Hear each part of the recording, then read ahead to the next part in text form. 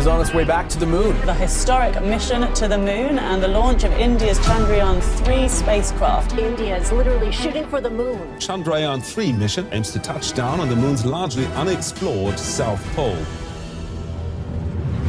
23 अगस्त 2023 शाम के 6:04 पर इसरो का चंद्रयान 3 सक्सेसफुली लैंड करता है और ये दुनिया का पहला ऐसा मिशन है जो चांद की साउथ पोल के ऊपर सॉफ्ट लैंडिंग करती है। हालांकि इसके अलावा अभी फिलहाल में रशिया ने भी अपना स्पेस क्राफ्ट लूना 25 भेजा था और इजराइल ने भी 2019 में ट्राई किया था, लेकिन ये दोनों मिशन नाकामयाब रहा और यहाँ पर टेम्परेचर -232 डिग्री सेल्सियस होता है, जिसमें मशीन चलना भी बंद कर देती है। और इसके अलावा चांद की इस तरफ काफी गड्ढा और अंधेरा भी होता है, इसलिए यहाँ लैंड करना थोड़ा मुश्किल हो जाता है। और ऐसा ही हुआ था कुछ इंडिया के साथ साल 2019 में। 3, 2, 1